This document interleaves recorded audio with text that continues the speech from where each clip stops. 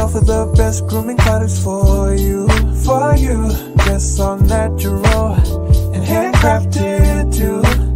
We wanna help be your swagger, your style, class, and luxury. We make our products tailor-made for you with high quality. Yeah, so get in style with the black, yeah. Grooming company to give you swagger, style, class, and luxury. In luxury, yeah. The black gentleman, yeah. Company to give you swagger, style, class, and luxury. In luxury, yeah. Located at www.theblackgent.com. Yo. What's good? It's Stormybman, and I am back. Welcoming you to Stormybman Live for this Thursday, July 18th, 2024.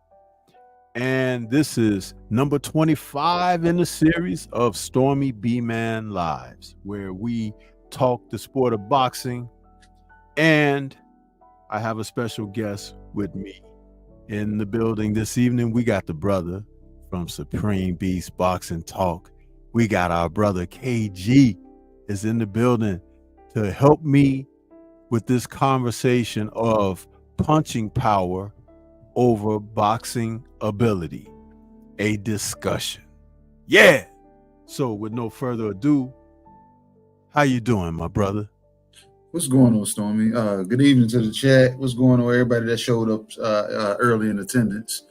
We're back at it again, Stormy. You know what I'm saying? We're gonna try it again and see what what juice we can squeeze out of this raisin we call boxing. Yeah, absolutely.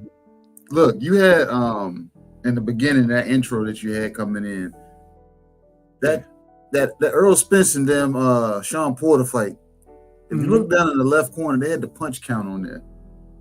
It didn't damn do it too much justice seeing Sean Porter throw all those punches, but then when you look down into the left, you see the punch count, and you see Earl Spence saying that he had almost 30 more punches landed at that time. and Earl's and what we saw, his hands were still, and Porter was letting the fire go. And not only that, Porter was scoring almost ad nauseum. He was scoring up, low, mid drift, on the move. Porter was taking them to school, so to speak, in certain instances in the fight, and wasn't getting the credit for his efforts. And that kinda segues us into tonight's topic, because we're seeing something happening in the sport of boxing. You and I had the fortunate luxury of having a conversation yesterday. I had to make sure, because I had oral surgery a couple days ago, had tooth extraction, and I have to make sure that I got my time together. You know, it's like it had me under, anesthesia, that kind of thing. So I'm like, was that yesterday? Yeah, okay, good. Now, but no, seriously, we were having a great conversation about that, and I wanted to extend it into a live where someone such as yourself and I could really, speak on this, because we're seeing it's becoming more prevalent. I'm hearing it when people talk about fighters. I'm hearing it when fighters are discussing what they intend to do in matches. Everything is, I'm gonna knock you out now. Everything is, even guys who don't have knockout power or are not known for being knockout fighters with knockout prowess. Guys get up on the dais now during the promotion of their fights. Oh, he sleeps, bring a pillow. And all. It's like, really, there's not much advertisement for the sweet science too much anymore. And even judges, the officials for the fights, have begun to be dismissive of fighters who have an acute ability to be able to box. In other words, a skill set that can see them through the most rough seas of boxing during a scheduled 1 to maximum 12 rounds of boxing. And I think it's very unfair. I think that just because someone could be a noted puncher, like Teddy Atlas was known to say, you often need something to launch that missile to get it to land at a target. And some power punchers in the sport of boxing today aren't even practiced enough to be able to set knockouts up. So a discussion on this is something that I had been thinking about for a while. Believe it or not, I had made a thumbnail out for a video, and I just kind of stored it in my queue of stuff that I put together sometimes. And I had a few prominent punchers on it, photos, images, and kind of like a collage. But I was going to do a video on this, and this had to go back at least 6 months ago, and didn't do it. But I'm glad that we're here tonight to have this discussion, because even since that time and now, I've got a greater chance to get to know you more and understand that you're another person out here in the community that can speak from a coach's point of view and break fighters down, break down strengths and weaknesses of the actual combat that takes place before us when we're watching a match. And I relish that opportunity to have that kind of conversation with you.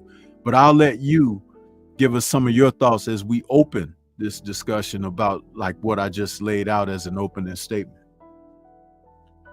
Oh man, Stormy, there's so many different angles when you know what I'm saying, based on this topic. I guess I'll start with the judges. Is what I like to see. That's what that's the mindset these judges are going off of. And to touch on what me and you talked about yesterday, I spoke about amateur boxing. And I remember I told you, I said amateurs, we wear shirts in the amateurs. So depending on the vantage point of that referee, or that judge, he can be swayed based off of a flaying shirt. So we would do that, like we would, like the teams that I've been a part of, we would wear tighter shirts. Guys come in with their big brother's large shirt on, knowing damn well they needed a small, and and we would throw punches at the body, and if you flare back, what does your shirt do? It kicks out. So that referee sitting at that vantage point is sold that is a punch landed. He can't look over too quick left or right at the other judges to get some kind of indication if it was a punch, because amateurs, it's all about the points. So my eyes have to stay glued. And I think a lot of these judges, they get lackadaisical in the pros. They're looking, they might drift off and see the friend girl smiling or something, and they look back. These guys are tasked to focus the entire 36 minutes that this fight is going on. And a lot of these guys are falling asleep at the wheel. So when they do that, they're doing a lot of these fighters disservices, like we're going to get into probably like the Oshaki Fosters, the Tevin Farmers, with the referees seeming like they're pairing along with it. I see a lot of referees involving themselves a little more in the fight than they should. A referee, if it was metaphorically speaking as a movie, a referee, you just have a cameo. That's it. You're just the extra that gets a cameo when you get your speaking parts at the beginning. And your speaking parts are extended based on how much action or how much lack of action the fight has, based on if the fighters are dirty or if they're holding too much. Other than that, you're just a prop in the ring. You don't need to be seen. We don't need you involved. I can't stand when I see referees yank fighters' hands down, because now you're stressing me. You just made me resist something. So it's a lot when it comes to that. Then, like you said, the fighters, everybody wants to knock everybody out. I guess saying that, it sounds cute because that's what put asses in the seats. But if you can't look, I want to say maybe don't drink your own punch. A lot of these guys, they drink their own punch and then they try to get in and try to get sold on what power is, and they get away from what their boxing skill set really actually is. Because you can beat guys boxing. Nobody says you have to, but we do want you to take risks. So it's a lot when it comes to it, Stormy, and I know we got quite a few. We got people showing up right now, so they're gonna really spark us to get going. So I'm not gonna keep digging because I'll talk in circles when it comes to something like this, and I want to leave an outlet for you to jump in so we can steer this boat where it's supposed to go.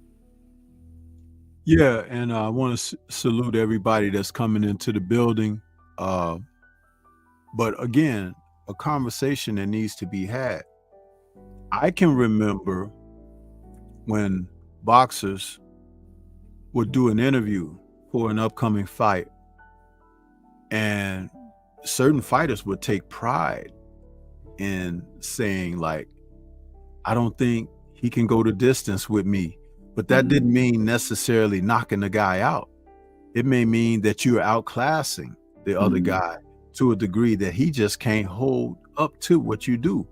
I can recall Joe Louis saying things in there like, you can run, but you can't hide, which is very true in the sport of boxing. Those 4 ropes will keep you within the range of the other guy to get to you, or you get to him.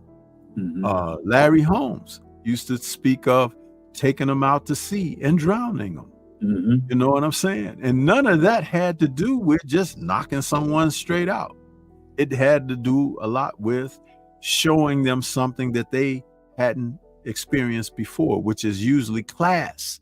And when we talk about class in boxing, you're talking about a fighter who is fortified with the ability to do everything he needs to do to be able to win. He can box, he can punch, he can move, he can stand on the inside of fire and trade. He can provide you angles, he can close the ring off on you.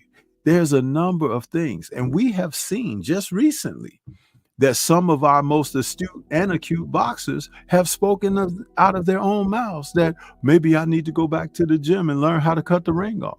Really?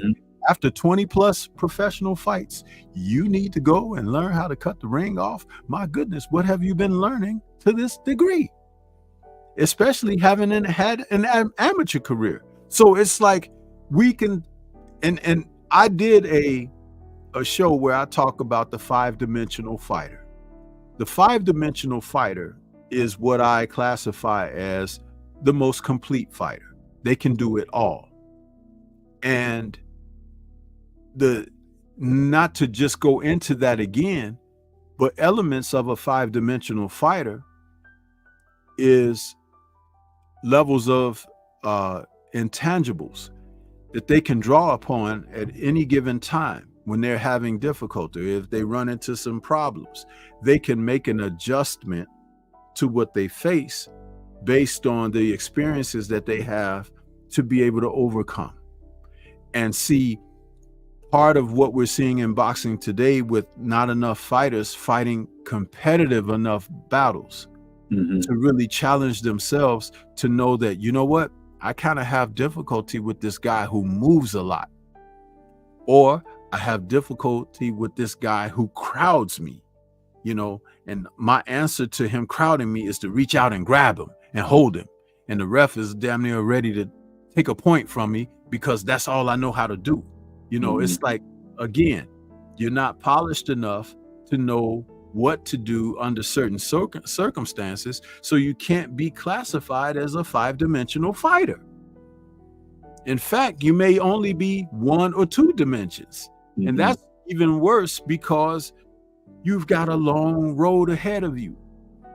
And when you're talking about guys trying to protect records, trying to protect their status, trying to secure and hold on to their network or accounts with certain promotional groups that have access to televisions and stuff, you know, promotions, all of this kind of stuff.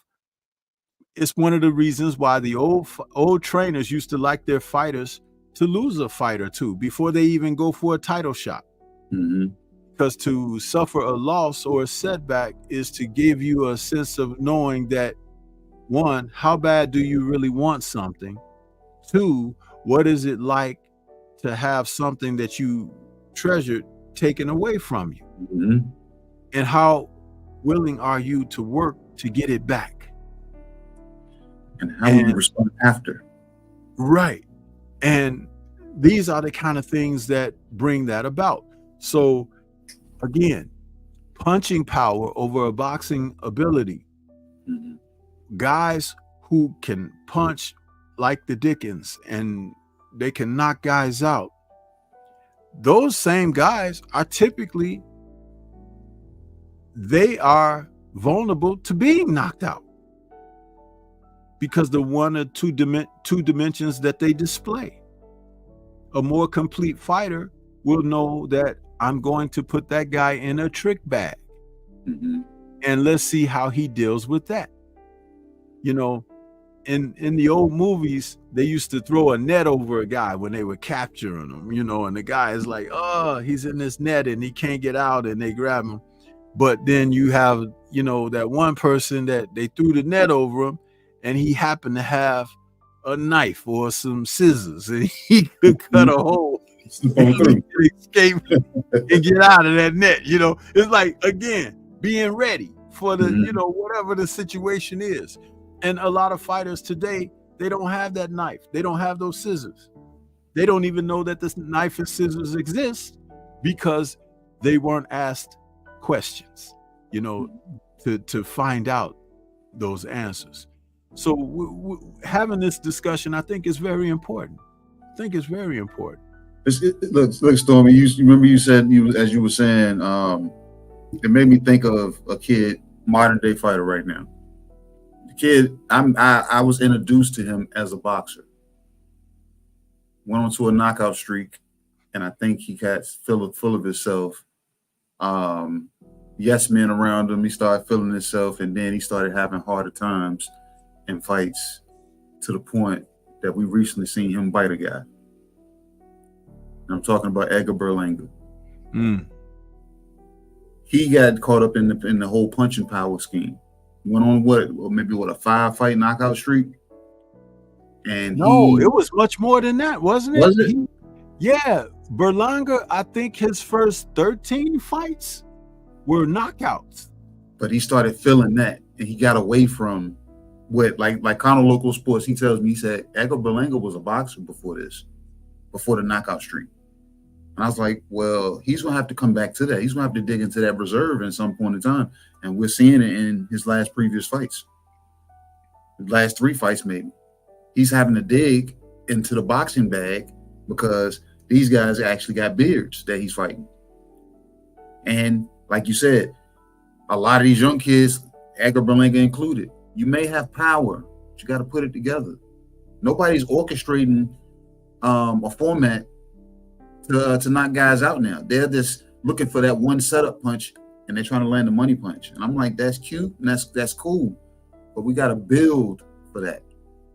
This stuff's not being built on, like you said. So a lot of these guys, they're getting away from the whole boxing aspect of it. They want to make it into fighting now. They don't want to make it boxing anymore. But it's cool to box because as a boxer, I get to set up when I knock somebody out, not when I just closed my eyes and went for the gusto. Yeah.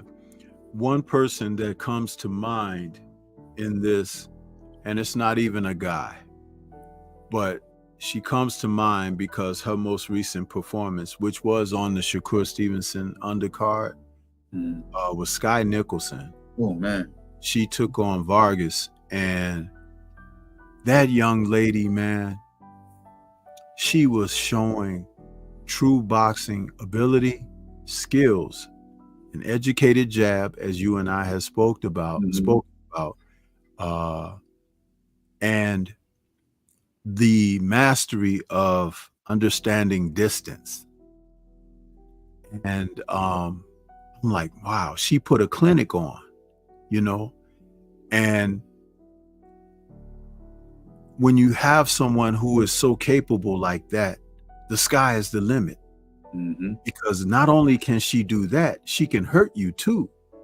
But she's not in there to necessarily hurt you unless you make a mistake, or she's built you to a place where she can take advantage of you then.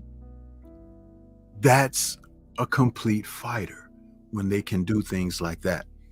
Just because you go out there and you bowl over someone, that doesn't make you a monster. That doesn't make you the intimidator or whatever, because there are people who won't be intimidated. There are people who you won't bowl over. Case in point, David Benavidez in his last fight. When he found himself in there against Alexander Vasquez,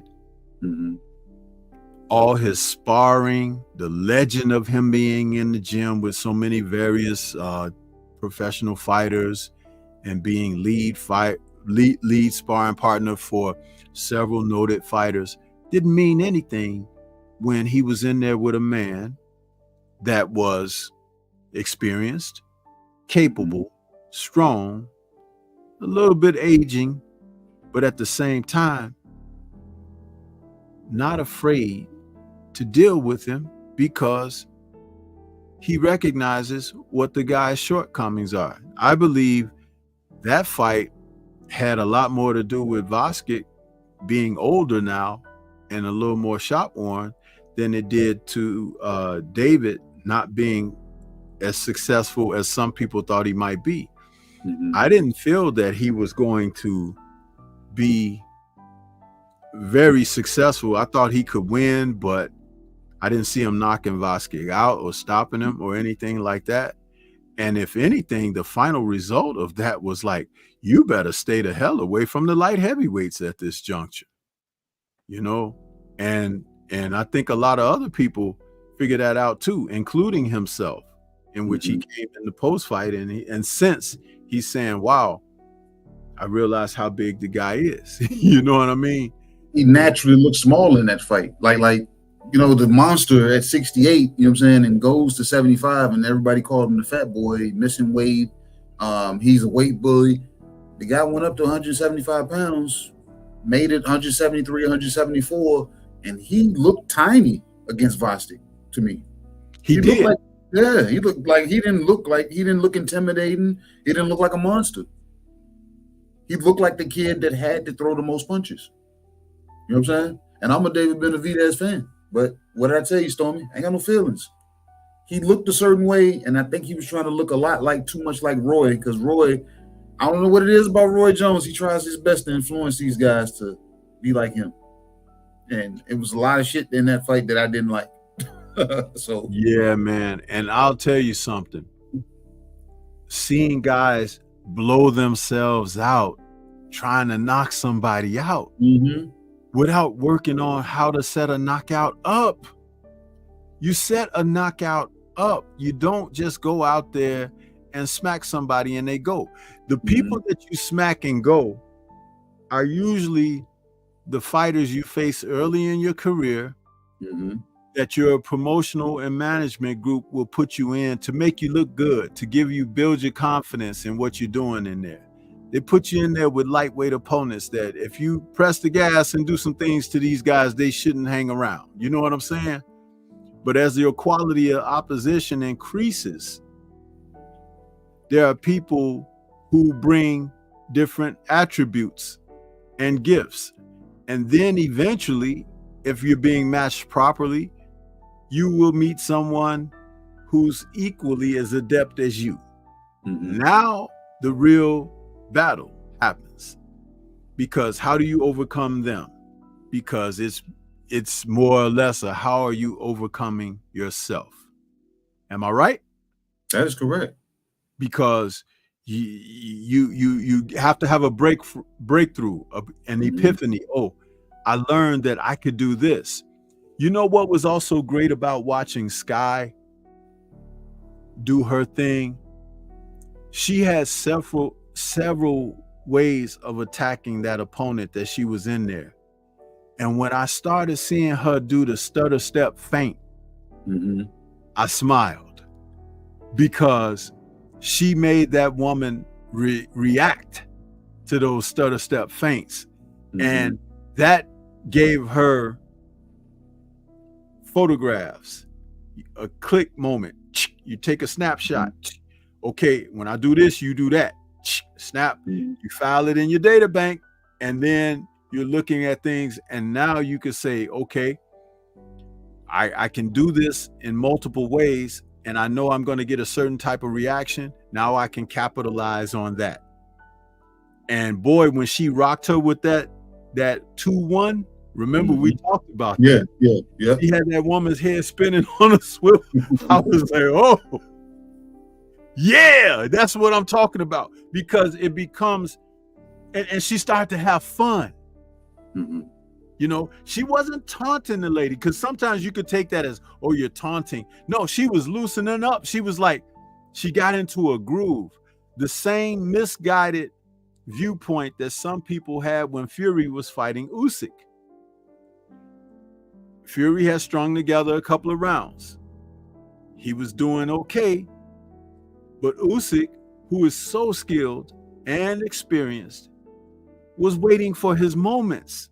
And when he caught Fury with that clean shot, Fury didn't even know he was hurt until his legs didn't respond. And it's the shot that you don't see.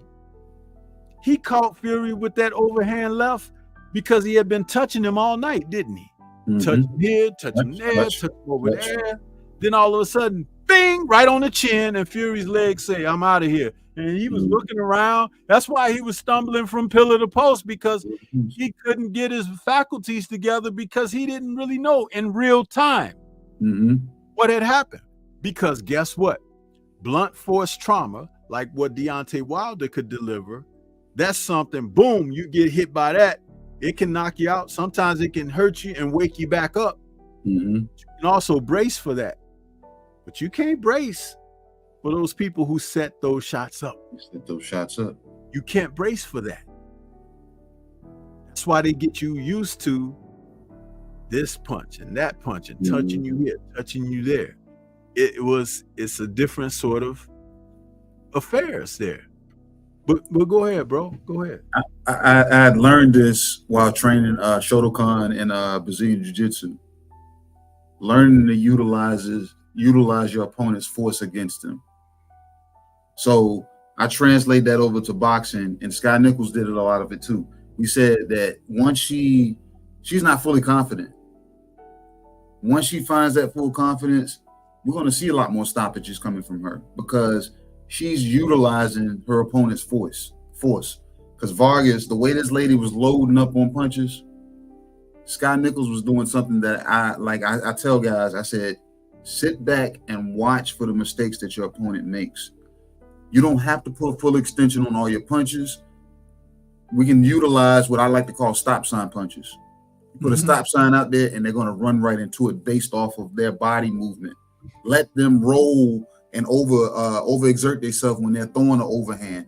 As they're leaning over to the left, let them put the stop sign on the right side, on the back side, that they don't even see sitting there. I'm giving that illusion that I have more power than I actually have, because I threw a proper punch, properly placed, and I allowed your force to do the job. So I'll be written down as having power, and actuality, all I did was throw a proper punch based off of fundamentals and the skill set. The best punch you ever throw, and I tell guys in the street, you'll never feel it.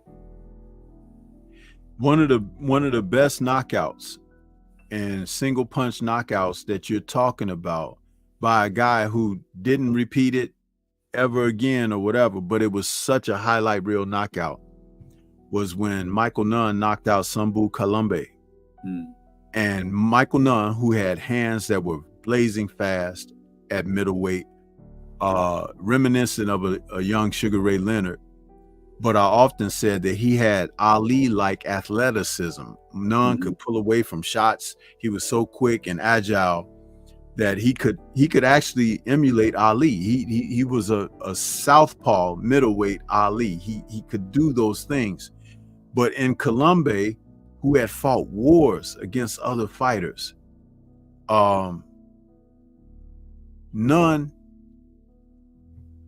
working his way in toward Kalumbe, and Kalumbe got behind his jab and was coming at Nunn, and Nunn took a half a step back and just shot the left hand and hit the guy right in the chin, force against force.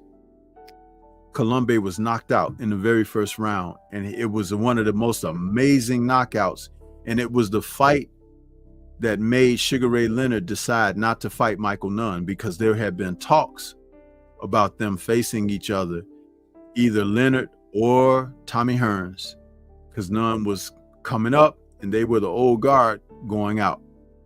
And Leonard, who was sitting ringside, saw that knockout, and he said, he's young, he's fast, and he's a southpaw. Leonard was like, I don't know if I want that, you know what I mean? And I think at the time, Leonard was like 34, 35, something like that. And Nunn was like 27, 28.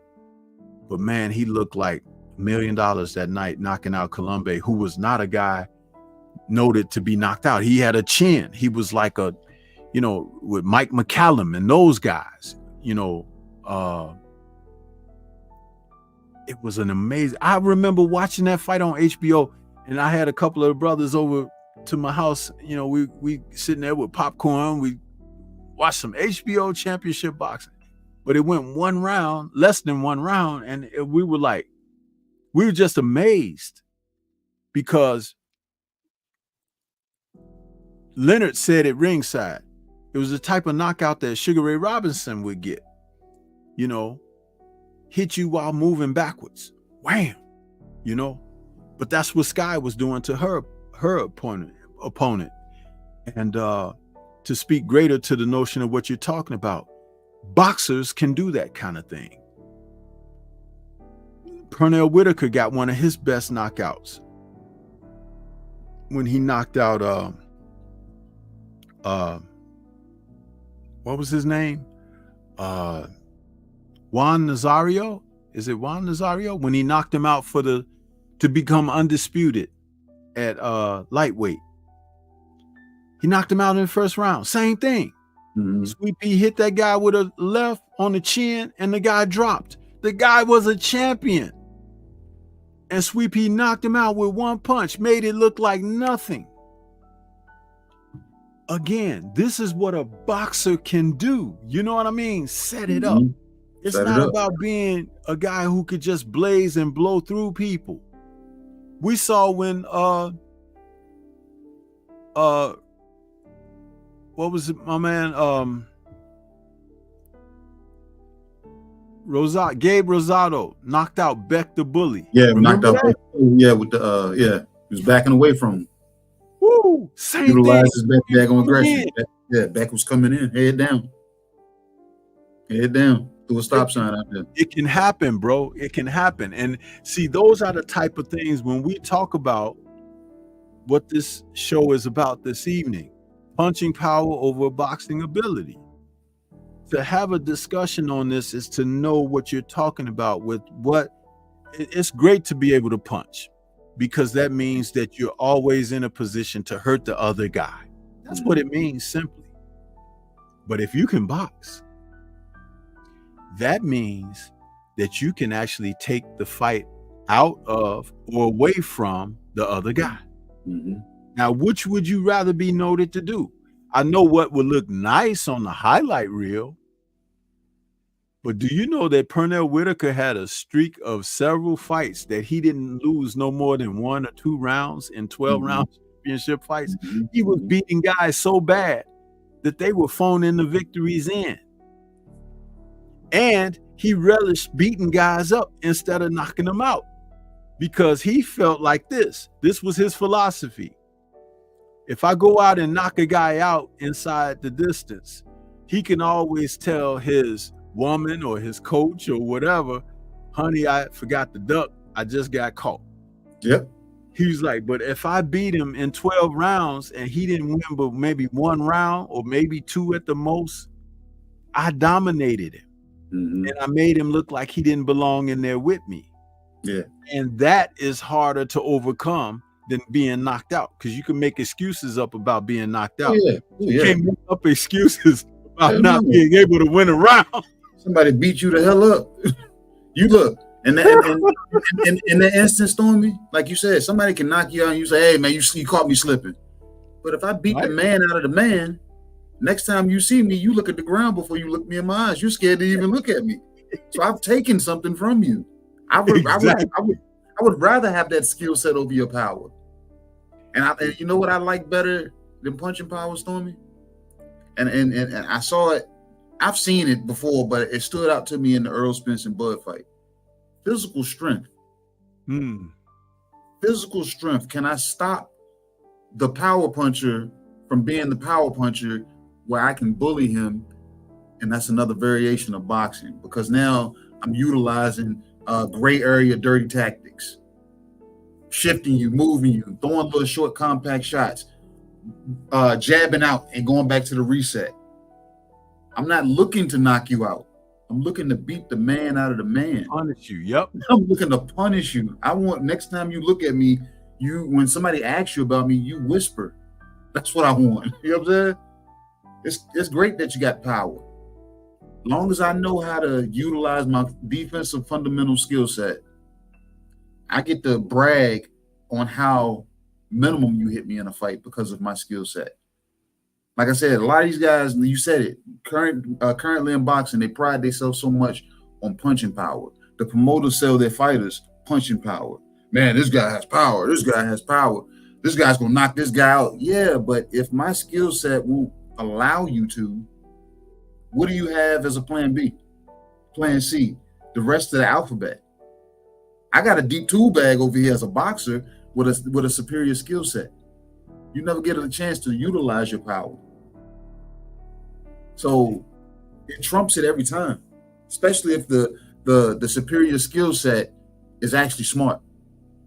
Because you can be superior but not be smart, not knowing when to utilize the tools, and you leave your chin out there on the island for the power puncher to put you out. It happens because you make the mistake because you try to fight instead of boxing, or making the adjustments to make them, like you said in the Usyk situation. I touched you.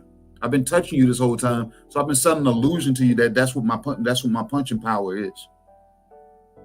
When you least expect it and you start applying pressure and your force is coming forward, now I can really put those bricks out there that you didn't even expect, because my mindset, based on my boxing skill, has told me to reserve this.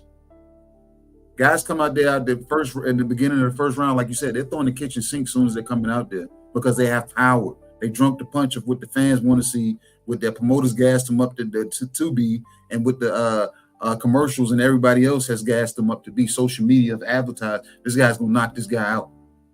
Turki Al-Sheikh has offered Anthony Joshua a bet that if he can knock out Daniel Dubois in the first 5 minutes with 5 punches, inside of 5 punches, he has a 9-figure payout to him.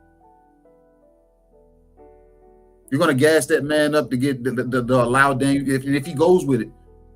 That puts Daniel Dubois and his team at a high advantage, because if you're coming out going for the gusto out the gate like that, we get to see Daniel Dubois in the developmental schemes that he's picked up on over these last 3 to 4 fights.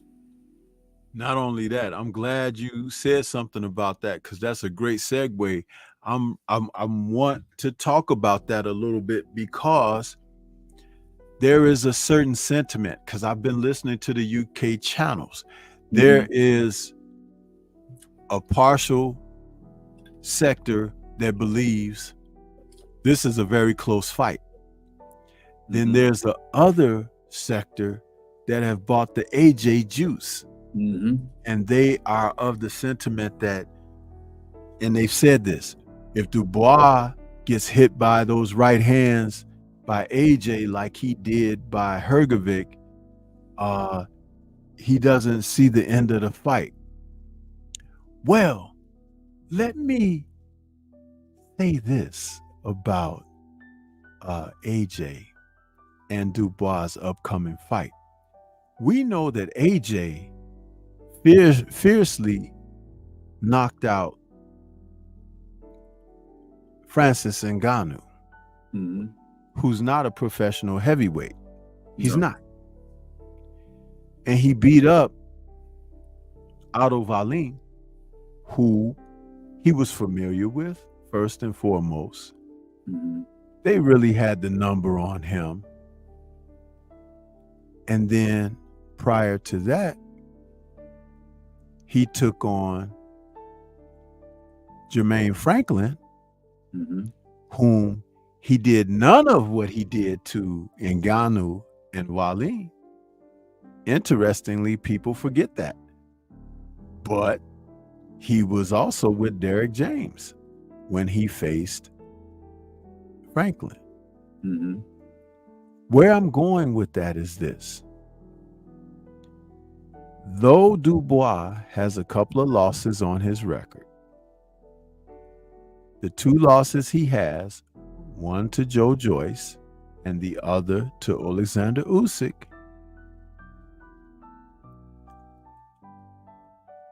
those 2 losses came under a certain amount of duress. The Joe Joyce fight was he never moved his head, and he absorbed huge pulverizing jabs from Joe Joyce all night long, to the degree that it damaged his eye socket and swelled his eye up, and he ended up taking a knee because of the difficulty behind that. The Usyk fight Many argued that he had Usyk at a point of vulnerability with a body shot that was later proclaimed to be a low blow. Mhm. But Dubois continued on with that fight, and though he didn't pounce on Usyk like you may have thought he should, he was fighting in an element that was very unfamiliar for him. He was over there in Poland, and there weren't a lot of people that looked like he. And I think he felt the pressure of that more than he felt from Usyk. Now, you never heard anybody say anything like that, possibly, but that's a real thing. When you think about it, how do I get out of here alive? Think about it. Anyway, I say all that to say this. When Hrgovic faced Dubois, Hrgovic was fresh as a daisy when he was dropping those right hands on Dubois. Dubois walked through each and every one of them. Some of us was like, damn, that boy need to move his head or he gonna get knocked out. But there's another way to look at that. When a man has conviction, when a man has a sense of worth, self-worth, value, and understands that he will not be deterred, sometimes you can take the fight out of the other guy just by being a physical presence. Anthony Joshua has never had anyone necessarily honestly and sincerely assess him in that manner. Just because you punch hard doesn't mean it's going to be over. Rocky said it in his film. It's not about hitting hard. It's about how hard you can be hit and keep coming.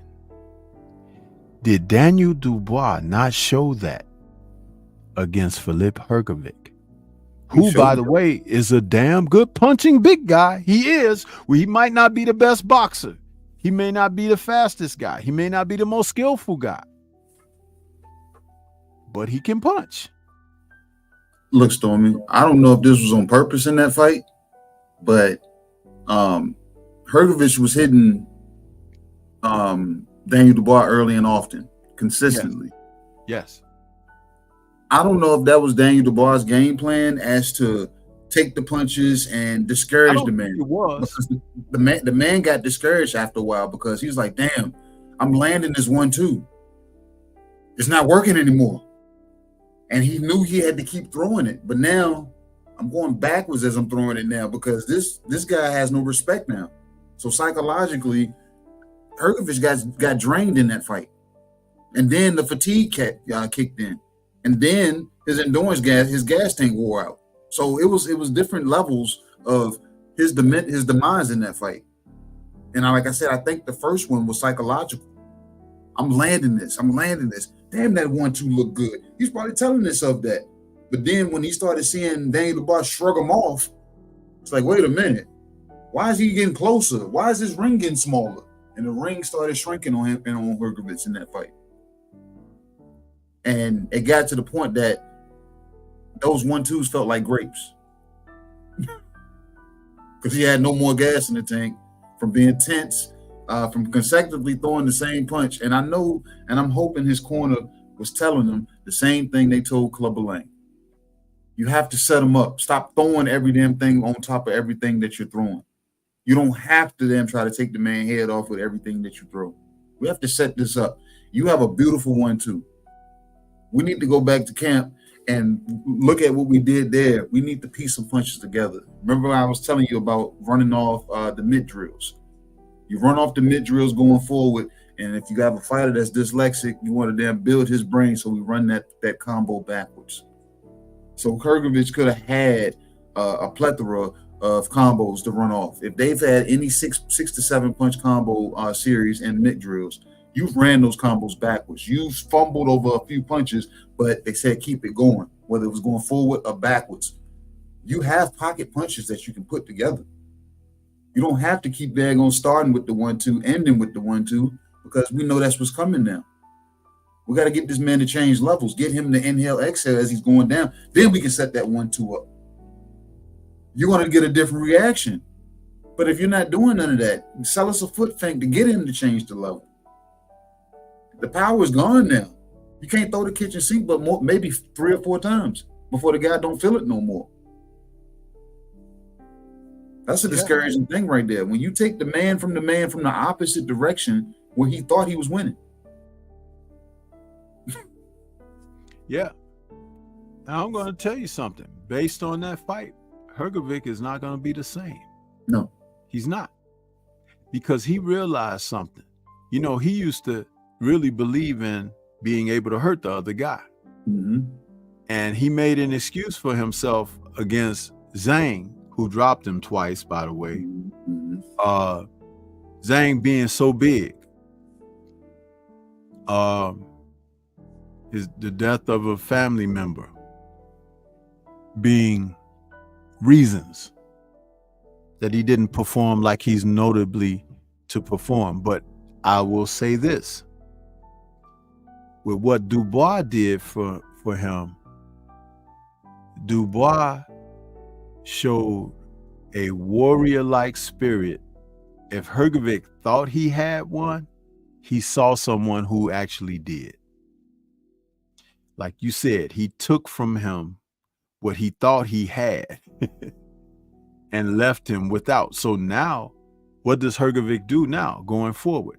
Does he box somebody and play it safe? Is he going to be again? It's a heck of a thing to have to come back from. It's kind of like when Ali took out George Foreman. You know, it's like George was walking through everybody, cutting them down like a hot knife through butter, and he goes in there and hit Ali with some of his best stuff, and the guy went nowhere. And in fact, there was a point in the fight where they both admitted, George and Ali, at different times in interviews, he hit Ali with a shot that knocked Ali out and followed up with another shot that woke him up. I've seen that before. It has happened. Riddick Bowe said Herbie Hyde did that to him. Riddick Bowe said that Herbie Hyde hit him harder than anybody in his career. He said he got hit with a shot and he was going. But Herbie hit him with a follow-up shot and it woke him right back up. And it can happen. Listen, man, this is why when you talk about the sweet science of the sport, you have to understand these things. But the fighter who sets these things up, takes advantages of openings, counter shots, when a guy is fatigued, because fatigue makes what? Cowards out of men. When a guy is fatigued, he's looking to lay down somewhere. Do you remember the fight between David Izon and Derek Jefferson? Did you ever see that? No. Heavyweight fight. Dude, you got to go watch it. It's amazing. Derek Jefferson, 6'6". He was kind of like Deontay Wilder before Deontay Wilder. He used to fight on Boxing After Dark all the time. He had a highlight reel knockout when he knocked out Maurice, what's his name? Maurice, the other heavyweight. But they had a war of attrition going back and forth, and he hit him with this right hand, left hook or whatever. Boom, knocked out Maurice's mouthpiece, went flying in the air, and knocked him out straight with a single shot. But when he was in there with David Izon, you know who fought David Tua and several other, Maurice Harris. Yeah, thank you there, Michael Ray II. Maurice Harris. Highlight reel knockout. You got to watch that fight too. But when he was in there against David Izon, Izon was known to be a durable guy. Derek Jefferson got tired. after like 5 rounds. And Izon was like, welcome to the jungle. Man, he had Jefferson running on fumes. Jefferson was looking for a place on the canvas to dive and fall down. He was so damn tired. You got to see the fight for yourself. Me and my guys were laughing at this fight so much, man, because we weren't laughing at Derek Jefferson fighting. We were laughing at how the fatigue took control. He had never been in that kind of fight before. He's used to smashing the other guys, right? But he got tired. There was a point where the ref had to stop the action, and I think he gave him a warning for holding or something. And Jefferson had his hands on his hips like this, but he was heaving. He said, well, he keep hitting. Yeah. You gotta go watch that fight for yourself, bro. Definitely will. I definitely will. Funny, but it's an example of what we're talking about here. And the thing is, it can happen, but if a guy knows that you take a guy out into deep water, he's never been there before. You mentioned O'Shaquie Foster. Mm-hmm. When he fought Valenzuela in Mexico, Yeah. That guy had never been past 7 rounds. Mm-hmm. First of all, they put O'Shaquie in there with him in the heart of Mexico. I think they were in Cancun. Then they put him in there in a ring that's the size of an Xbox machine. That ring was so small. Little tiny ring. Yeah. And the guy Valenzuela can punch. Mm-hmm. So O'Shaquie had to be on his P's and Q's, outboxing the guy. But man, that 8th round came. Mm-hmm. And dude was like looking at the clock. Looking around for the clock. And O'Shaquie was like, what you looking over there for? Fat. and listen, but it's great to see the tide turn, because this is letting you know where these guys, you separate the men from the boys. That's why they should bring the 15 rounds back. Because I'm going to tell you something. Over the course of history, some of the greatest fights have ended in like round 13, 14, and 15. They did. Because that's when you really, you tap, it's just nuts and guts right now, right? You autopilot at a certain point after that. You pretty much, it's all instincts.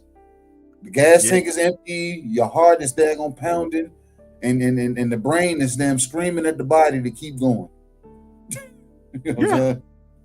So I said that. I always ask that, but I don't know. Somebody was raising them, I guess, awareness now. There's like, maybe that's too much. The guys will have shorter careers.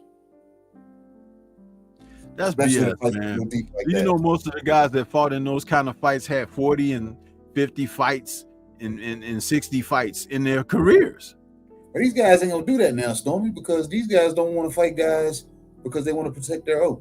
You let me know that I got a 15 That's round their fight. problem. I still want the number of rounds because that's what's gonna separate. I'm telling you. That is correct. We're gonna find out if you're in shape or not.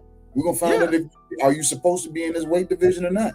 Are you damn killing yourself to be here? We're gonna find out one way or another.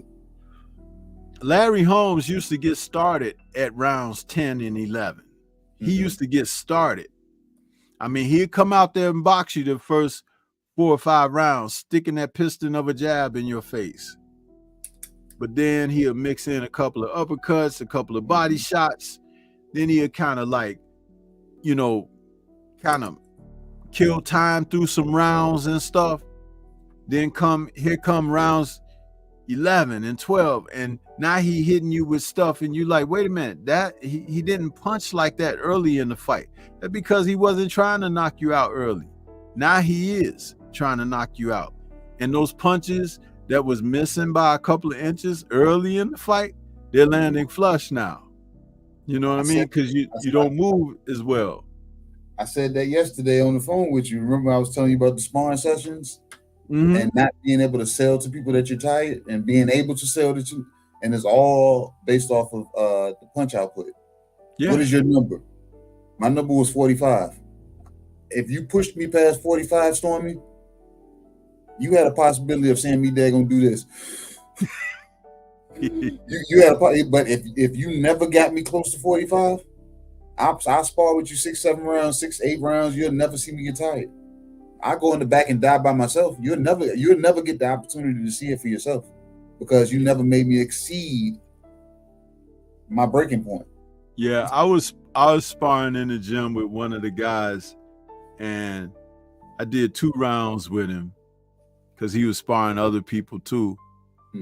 And the second round ended. I got out of there. I said, "That's enough for me." And he was like, "What's the matter?" I said, "No, man." I said, "I'm done." So I let him finish doing what he was doing. And later on, he came. He said, "Good work, man."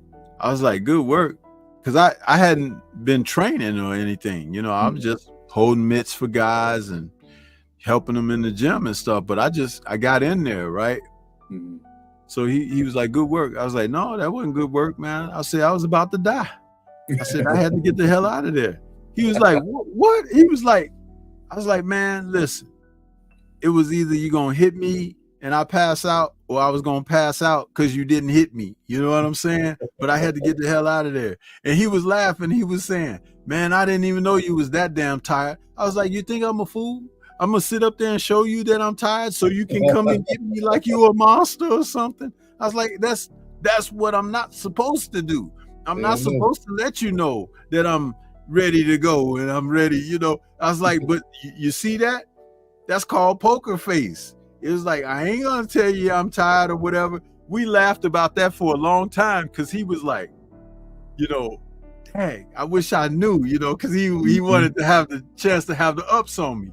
But I was smart enough to get the hell out of there before he could get the ups on me. But again, this is what we're talking about here. When you know these things, there's a blueprint, there's a map. The rules are already there. All you need to do is follow them. But there are so many people who are trying to consistently reinvent the wheel. Dude, the wheel has been made already. Yeah. It has been made already. Utilize it for what it's for, to get things back and forth, to carry you, make something easier to cart along. Understand that. But people are always trying to do that. What's that Blade said in his movie? Some so-and-so's are always trying to ice skate uphill, you know? Yeah, it's like trying to skate uphill, yeah. Crazy stuff. But yeah, I think that when we're talking about boxing ability, the best of them can make even the most fierce of punchers turn them into nobody. You take a guy like Salvador Sanchez. One thing, you know, I was very young when he was very prominent in his heyday. One thing after watching his career and how he fought, a question that I would have loved to have asked him was, did he study Bruce Lee? The reason being, he fought with this offset rhythm. He would bounce around, and sometimes he'll be flat-footed. Sometimes he'll advance, sometimes he'll go into retreat mode. When he would bounce around into that little bit of an offset rhythm, that's when he was most dangerous. He hurt a lot of people being like that. And I'm almost certain, because that was in the late 70s when he was really doing his thing, I bet you he watched Bruce Lee films. I bet you he did. Because even Sugar Ray Leonard mentioned that he watched Bruce Lee. And Bruce Lee watched Ali. So basically it comes full circle. And what I'm getting at in saying that is to understand that having the ability to move, having the ability to change up angles, having the ability to change up how you go about your point of attack, even if you take your point of attack to waiting to counter what the other guy does. Mm-hmm. If you want to be defensive, to draw him out of what may be his comfort zone, to make him do something where he's going to make a mistake that you can capitalize on. That goes back to me talking about it being a complete fighter who can do these things. You know, there is something that is very gratifying about fighters who can do those type of things. If you never watched the fight between Salvador Sanchez and Azuma Nelson, please watch it. Because Azuma Nelson at that time was an upcoming contender, you know, and Azuma, he lost that fight against Salvador Sanchez. Salvador Sanchez tragically passed away shortly after that fight. But guess who became the man after Salvador Sanchez? Azuma Nelson. Azuma Nelson. And basically what that tells you how good Salvador was, because the professor was a beast for a long time.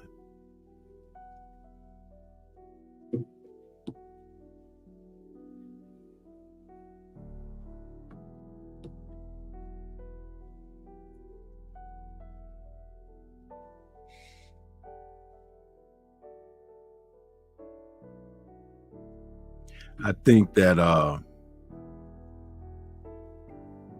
when we talk about the fights that took place over the past couple of weeks, this Tevin Farmer and Ray Mortala fight was another fight that we saw.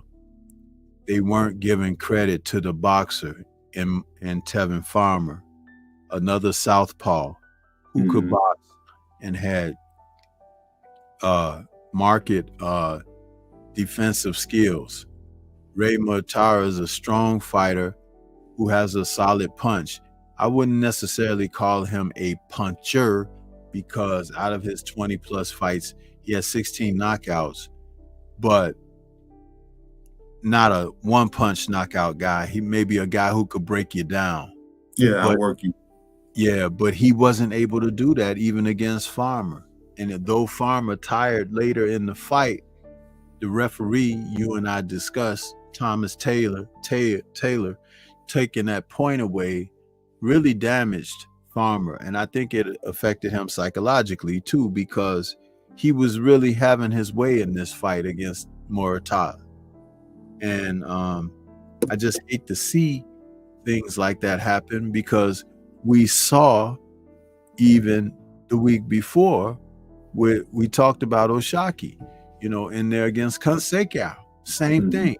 But in the difference with this fight here, I remarked, and I didn't hear anyone else. If you said it, forgive me, because I didn't catch you. But Oshaki fought so well in this fight that he reminded me of a young Floyd Mayweather, when they used to call Floyd Pretty Boy Floyd.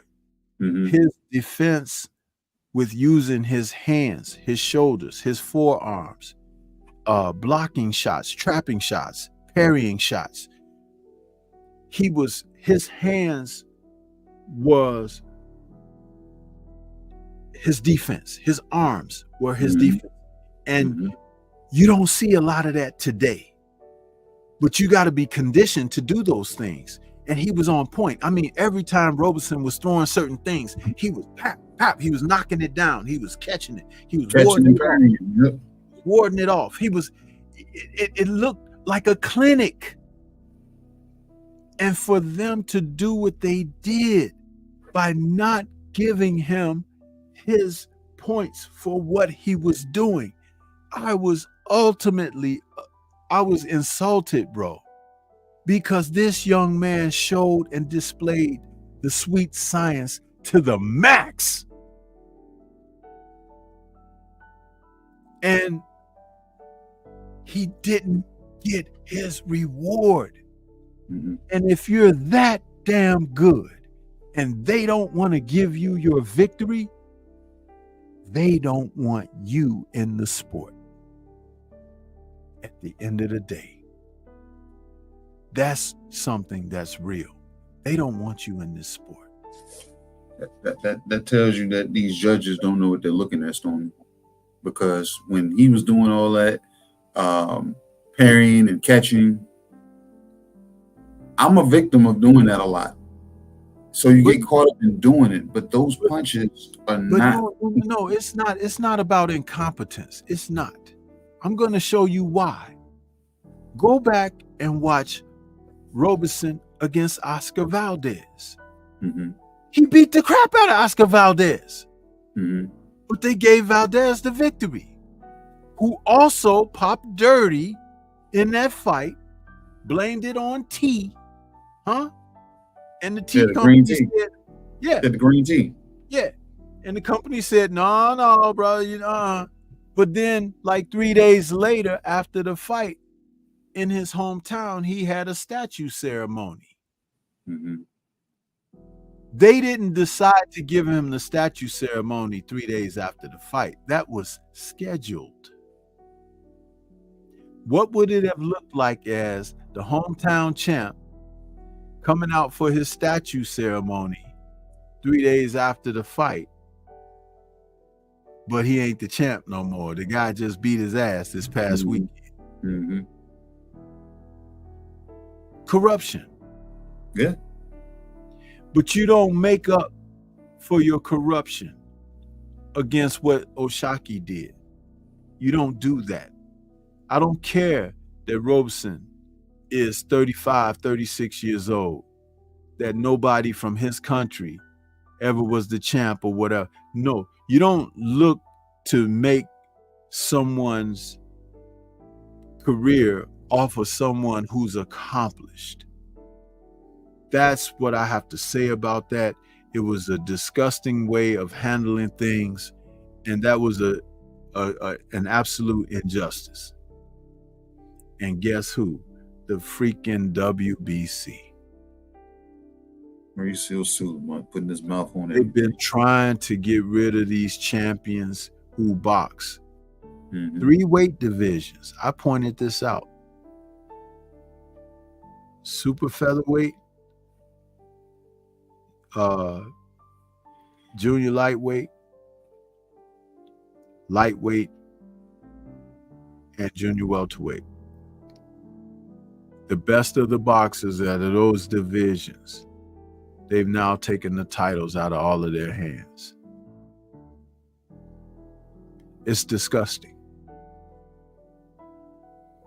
And in those weight classes are a certain group of fighters that they want to see with those belts around their waist.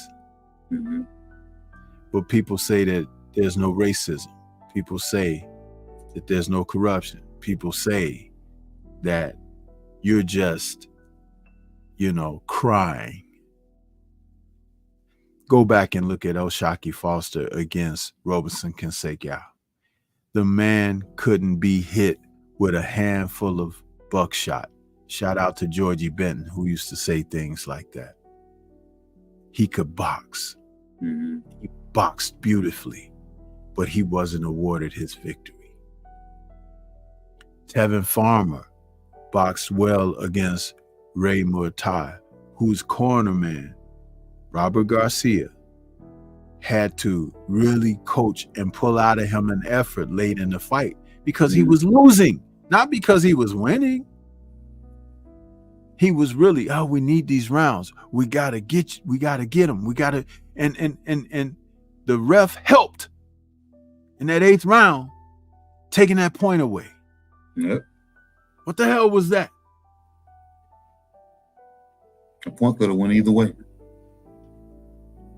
It could have. A hard warning would have been. That's But a hard warning. But if you're gonna take it in that moment, Mataia was actually holding. He was the one aggressively holding in that moment that you took the point. But it's like, come on. They're both, Tarver, definitely the elder statesman. I think he's 33, something like that, 34. But you give respect to the fighters who've been toiling in this game. Let the other guy beat him. Don't give it to the other guy. Mm-hmm. I don't like that. That's why I say it's not incompetence. Because if you look at the names, it's that term, what you guys say, the usual suspects. That's who they were on that night. Cheatham, Weisfeld, and my guy, the referee, what's his name? Thomas Taylor. Thomas Taylor. Why doesn't Steve Willis get more fights? I always wondered that. And I'm wondering, is he only licensed in New York? Maybe he's too clean. Is he only licensed in New York? Because that's the only time I ever seen him. But I'm telling you, he's one of the best refs, though. He's inclusive. He's there. He's a part of the fight. You're gonna know that it was an accidental headbutt. You're gonna know if it was an elbow or not. You're gonna know if it was a clean punch, because Steve Willis is right there. And he's watching everything. He watches everything to the degree that sometimes he responds to what he's looking at. Yeah. Mm-hmm. You know, like you land a great punch on the other guy and mess him up real bad, he be like, ooh, damn. You know, he be in there looking at the action like, oh shit, you know, better you than me, you know. Yep. And he's very animated with it, but at least he's a clean ref, though. He's I like right there, yeah. guy ref, man. Yep. So yeah, but I don't know, man. You have some more points on either the other two fights that I was just talking about, Farmer and Oshaki's fights. Do you have something to say about either of those or both? Or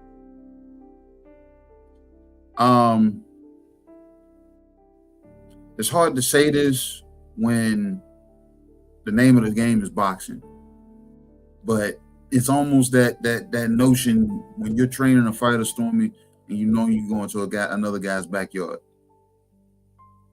You want to be undisputed. You want to be undeniable. We got to go in here and not leave it up to the judges. And I'm saying that's kind of hard to say to boxers, because we're trying to actually tell them to change their identity if that's the case. We're telling them they got to step it up because 2 out of the 3 judges may be sleepy. The referee may be playing to you. Not playing into your favor and not calling it down the middle. The commentary is completely one-sided. Like I said, so nothing is in your favor. So you want to kind of have a guy go into that scenario and be undeniable. Go out and leave it all out there and not allow the judges to make it to the judges. But like I said, you're telling somebody like a Shakur to do that, if that's the case. If he gets into a tough fight and his punching lack thereof of punching power and not knowing, like you said, how to cut rings off, to set guys up, to throw the stop sign punches that I spoke about previous in the show. You're robbing those guys, because now you're making them to step on the gas, and they put themselves in harm's way, especially if they have a A1 game plan that they're actually picking this guy apart. But now they're being robbed because the judges are not paying attention. The referee is saying that you're holding, or you're posting with your punches. I'm going to take a point. You don't get a warning. You just get robbed in the middle of a fight by a point. So it's kind of hard to tell that person, man, you're going to have to go out here and go for the gusto, because if it makes it to the judges, you know you're not going to win. You know you're not going to win. You get what I'm saying? But it's kind of hard. It's kind of hard to damn, because like now we put that kid in harm's way. Was it Texas? Because I don't know if they still remember when Texas used to do open scoring. Yeah, that right there lights a fire under a fighter, and it makes you have to fight, because it's letting you know after the first 4 rounds, or you being blown out. You down. You down about all 4 rounds. So now this damn boxer has to turn into a puncher now. Yeah, and you remember Crawford and Porter? Mm-hmm. They tell him at the end of that 9th round, going into the 10th, hey, I think we're down. I think they got him up. And Crawford was like, what? How? How? It was like, he's up? Yeah. The bell ring, Crawford goes right out there and drops Shawn Porter. Put him on the canvas. That was just like Tank fighting Mario's Barrios. Floyd, I had a problem with that. I understand he's was the promotional entity for that fight, but nobody's supposed to have free range running up and down the damn side of the ring like that. Right. He's down in a neutral corner calling out instructions, you know what I'm saying, telling Tank what to do. And as soon as that round ends, he runs to the damn corner and is yelling up at Tank, hey man, you losing. They saying you losing. You're losing. And Tank's saying the same thing as Bud. What do you mean? What? Huh?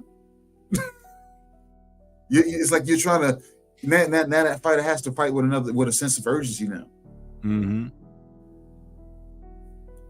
I don't know. Maybe if we whisper that to like I said, to like somebody like a Shakur.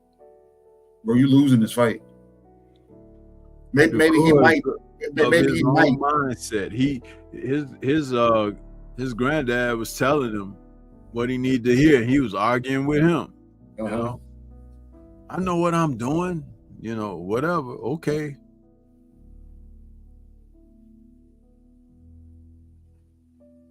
Dang. Yeah. But as far other than that, O'Shaquie, like I said, they got fights, and it's like he has 2 gas tanks. So that's why I didn't understand that fight.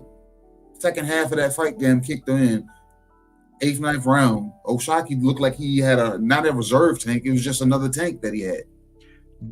Did you see how he was using his arms and his hands though? Yes. But I'm telling you, go back and look at some early Floyd Mayweather. Floyd used to do that. Mm-hmm. People remember him doing the shoulder roll and the Philly shell and using the high guard to walk people down. But if you go back and you watch early Floyd was doing all of that O'Shaquie was doing. It was very reminiscent of Floyd. And that's why I even more so, I was very disgusted because Floyd got his victories out of fighting in this same ilk, and he was successful. He was besting his opponents. O'Shaquie was besting Robeson. It's wrong to not get your victory when you win. I could see when the fight was close and it's back and forth, and you could give it to this guy or give it to it wasn't even that damn type of party, bro. It was like Robeson wasn't even there. Yes, he was voluminous. Yes, he threw a lot, but that shit was not landing. It was not. No, at all. It was not landing. And it didn't matter if you're a judge on this side of the ring and their back is to you or whatever. They got the luxury of having the Jumbotron and everything else. Don't play with me with my intelligence because I know better. They've been trying to take that man's title away from him for several fights. And they finally did it.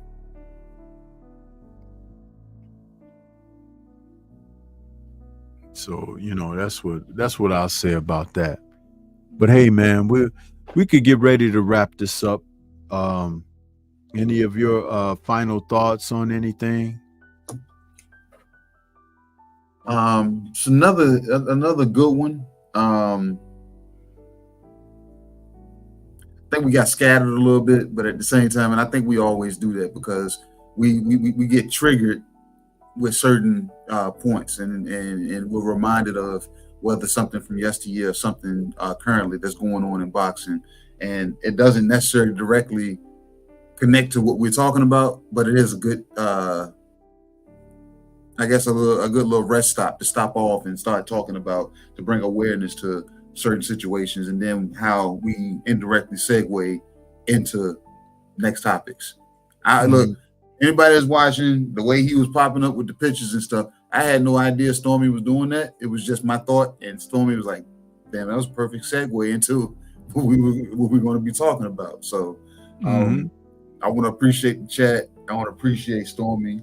You fellas and ladies in the chat, everybody, y'all see my name on the screen. Y'all can find me Monday, Wednesdays, and Fridays over at Supreme Beast Boxing Talk. Myself, Cadillac Red, and the usual suspects. And lastly, if you guys are in the area from August 9th to the 11th, I'll be in Atlanta at the LDBC meet and greet. So if you're in the area, pull up, come say hi, take a picture, come chop it up with me. I'm the same person you see on camera. I'm just bigger in person. Yes, sir. Yes, sir. Man. But you know what? I think for me, I did speak on a lot of what I wanted to speak on. It's a subject that can still be talked about because it's happening in real time. But they have moved toward not acknowledging the boxers. Mm-hmm. They're bigging up punchers, and some of these punchers, they don't fight certain fighters because they don't want to be made to look bad. Nope. It's as simple as that. That's it. It's as simple as that. Some of these boxers, when I see a fighter like Oshaki that fought the way he fought, I'm like, man, I'd love to see him in against anybody. Yeah. Because he looks very capable of being able to handle himself and circumstances. You know, you can't say that about everybody. Even some of the more noted names in the sport. You can't. But, you know, be that as it is, you know, we'll continue to cover the sport, talk about it. And I'm always going to point out when I see something's wrong, I'll say something. Mm-hmm. It's just who I am. But as we get ready to close things out, we'll let everybody hear from our brother, the Focus Ball. Yeah. Get ready to take your striking game to the next level with the Focus Ball. Dramatically improved footwork, timing, head movement, hand-eye coordination, reflex, and overall fight IQ. It's lightweight and extremely portable, so you can train every time, everywhere. When you don't have a coach to do mitt work, get a Focus Ball. When you don't have a heavy bag to hit, get a Focus Ball. When you don't have a sparring partner, get yourself a Focus Ball. And when you just want to have fun punching and kicking, get a Focus Ball. When you train with the Focus Ball, you train your eyes and your brain to read punches so that you can hit and not get hit, making this very simple device a must-have for all combat sports athletes and enthusiasts alike. So if you want to take your striking game to the next level, don't wait. Get the Focus Ball now.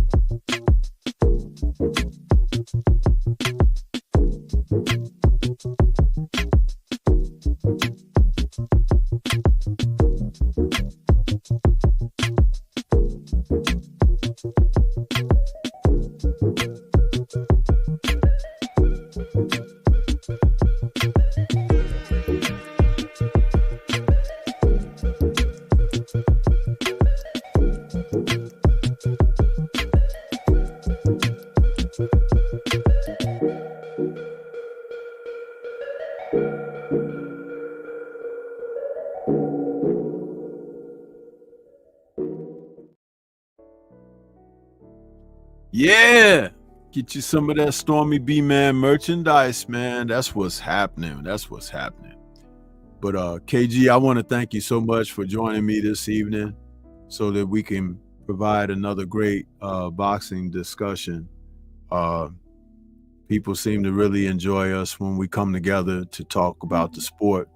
You're the good doctor, I'm the sensei, and we, make sense of it all with what we say, so it's a good thing, man, that we can enjoy breaking down the sport like we do. I enjoy it. I have a lot of fun, having the exchange of ideas and thoughts about this sport that doesn't love us like we love it, but hey, what can we say? But we're gonna get ready to get on up out of here. I thank everybody that came out this evening. Want to say shout out to the mighty LDBC, and we'll catch you guys on the next one. Be looking for us because we'll be doing this again. So with that being said, we're gonna move it on. So peace to everybody. Enjoy the rest of your weekend. We got fights coming up this weekend, so be on the lookout. Peace.